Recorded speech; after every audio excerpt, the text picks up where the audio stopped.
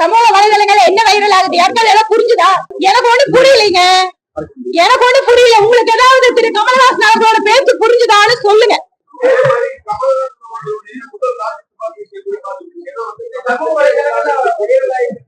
சமூக வலைதளங்கள் என்ன வைரல் ஆகுது? யாருக்காவது எல்லாம் புரிஞ்சுதா?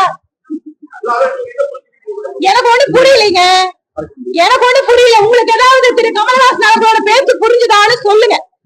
ஏற்கனவே கோவை மக்களுக்கு அவர் பேச்சு புரியாதாலதான் அவரை அனுப்புனாங்க. ஆனா அவர் எதற்காக நிறுத்தப்பட்டாரோ அந்த முதலாளிங்க அவரை டெல்லி அனுப்பிச்சிருக்காங்க. இப்ப அந்த முதலாளிங்களுக்காவது அந்த டெல்லியில அவர் நியாயம் பண்ணக்கூடாதா?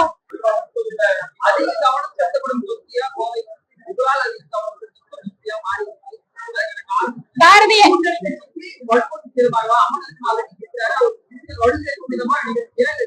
தமிழகம் முழுவதும் 234 தொகுதிகளிலேயும் எங்கள் கூட்டணி வெற்றி பெற வேண்டும்.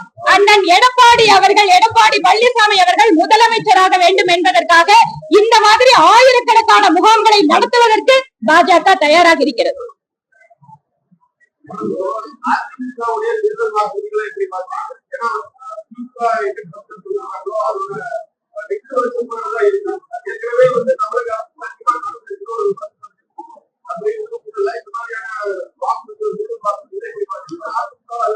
நீங்க சொல்றீங்க திமுகவோட தேர்தல் அறிக்கை மாதிரி அதிமுக கொடுக்குதுன்னு. நாங்க சொல்றோம் 10 வருட காலம் அம்மாவின் ஆட்சியில் எந்தெந்த திட்டங்கள் எல்லாம் அமல்படுத்தப்பட்டதோ அதனுடைய தொடர்ச்சியை தான் சிறிது எல்லாமே இல்ல. ஸ்கூட்டர் திட்டத்தை நிறுத்திட்டாங்க, தாலி திட்டங்கள் நிறுத்திட்டாங்க, லேப்டாப் நிறுத்திட்டாங்க. இந்த மாதிரி எதெல்லாம் மக்களுக்கு பெண்களுக்கு நன்மை செய்கிற திட்டங்கள் எல்லாம் அதிமுகவினுடைய திட்டங்களை நிறுத்திவிட்டு இவர்கள் ஏதோ புதிதாக செய்வது போல ஒரு நாடகத்தை நடத்தினார்கள். அதனால இது வெர்ஷன் 2 அல்ல.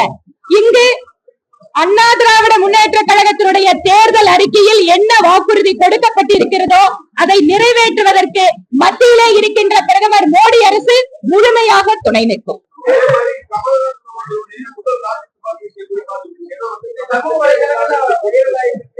சமூக வலைதளங்கள் என்ன வைரல் ஆகுது? யாருக்காவது எல்லாம் புரிஞ்சுதா?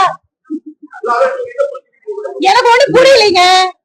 எனக்கு ஒண்ணு புரியல. உங்களுக்கு ஏதாவது திரு கமலஹாசன் அவர்களோட பேச்சு புரிஞ்சுதான்னு சொல்லுங்க. ஏற்கனவே கோவை மக்களுக்கு அவர் பேச்சு புரியாதாலதான் அவரை அனுப்புனாங்க. ஆனா அவர் எதற்காக நிறுத்தப்பட்டாரோ அந்த முதலாளிங்க அவரை டெல்லி அனுப்பிச்சிருக்காங்க. இப்ப அந்த முதலாளிங்களுக்காவது அந்த டெல்லியில அவர் நியாயம் பண்ணக்கூடாதா?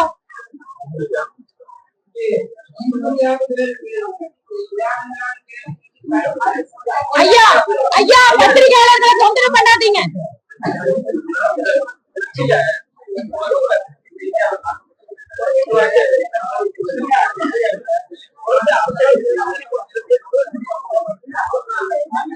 அந்த சகோதரர்களே, மீடியா சகோதரர்களுக்கு ஒன்றை சொல்லிக் கொள்ள விரும்புகிறேன்.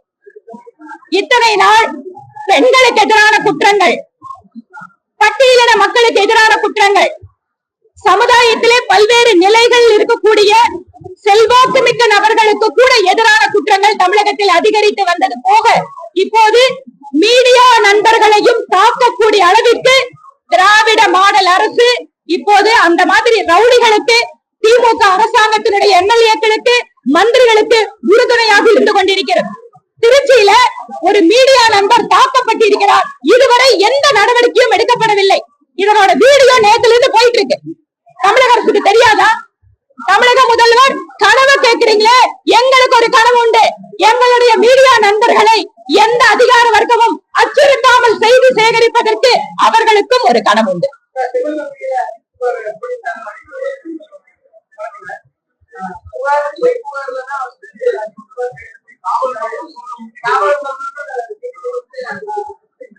காவல் மரணம் அப்படின்னு உறுதிப்படுத்தின விஷயத்தை ஏற்கனவே அந்த சம்பவம் நடந்த போதே நாங்கள் சந்தேகத்தை வெளிப்படுத்துறோம். அஜித்குமார் அவர்களுடைய அந்த லாக்அப் மரணத்துக்கு இந்த தமிழக அரசு சரியான நீதி கொடுக்க வேண்டும். இதற்கு முன்பாக இப்படி சம்பவங்கள் நடைபெறுகின்ற பொழுது முதலமைச்சர் ஸ்டாலின் அவர்களும் அவரோட குடும்ப உறுப்பினர்கள் எல்லாம் டூர் போயிட்டு இருந்தாங்க. இப்போது மாநிலத்தினுடைய முதல்வர் அந்த மாவட்டத்திற்கே சென்று போது கூட அந்த குடும்பத்தை அவர் சந்திக்கவில்லை. திராவிட மாடல் அரசு எந்த அளவுக்கு சீரழிக்கிறது தமிழகத்தை என்பதற்கு அந்த வழக்கும் ஒரு உதாரணம். DMK has no right to talk about ஜனநாயகம்.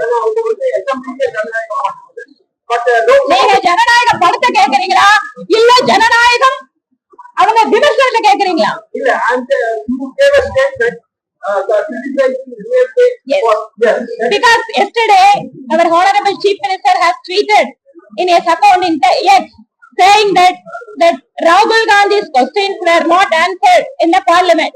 Why the central government is afraid of his question, for which I have answered, Mr. Stalin, why your speaker is not allowing my question in the assembly? Then what right the DMK government is having to talk about the democracy? This is my question. When I am talking that why the honorable chief minister is not extending his wishes for Hindu festival, the speaker here, he has expanded my speech. Is this a democracy? And what right Mr. Stalin is having to talk about the central government democracy?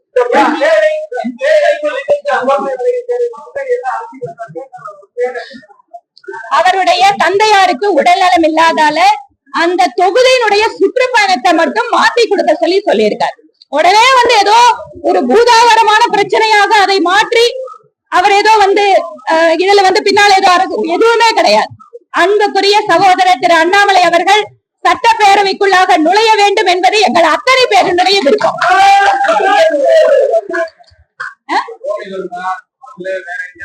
நாங்க சொல்றோம் இதையெல்லாம் முடிவு பண்ற அதிகாரம் எங்க கிட்ட இல்ல, டெல்லி கிட்ட இருக்கு. நான் ஏன் விருப்பம் என்னோட சகோதரர் வரணும்னு விருப்பப்பட்டேன்.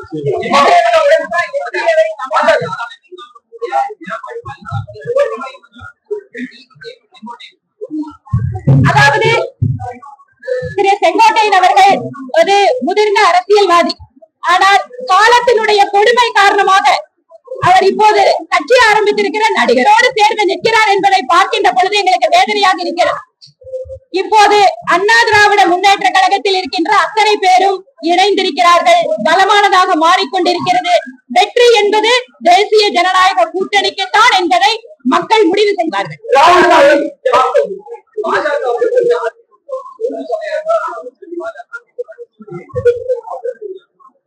திராவிட முன்னேற்ற கழகத்தை அவர்களுடைய குறிப்பாக பட்டியலின சமுதாயத்திற்கு எதிரான கொடுமைகளை பற்றி பேச முடியாத காங்கிரஸ் கட்சி தலைவர் யாருக்கு யார் தொங்கு சதையாக இருக்கிறார்கள் என்பதை சட்டப்பேரவையில் நாங்கள் பார்த்துக் கொண்டிருக்கிறோம். ராகுல் காந்தி சீக்கிய சமுதாயத்தை கேவலப்படுத்திருக்கார்.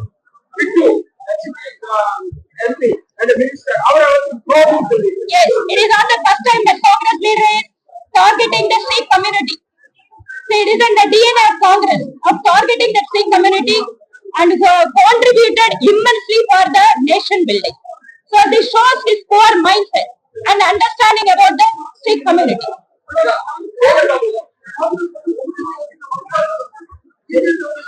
என்ன எங்களோட கூட்டணி பலமான கூட்டணிங்க. இத பாருங்க, அண்ணா திராவிட முன்னேற்ற கழகத்தோட தலைவர்கள் பகுதி செயலாளர் எல்லாம் ஒன்னா நிக்கலாம். That would be decided by the central party.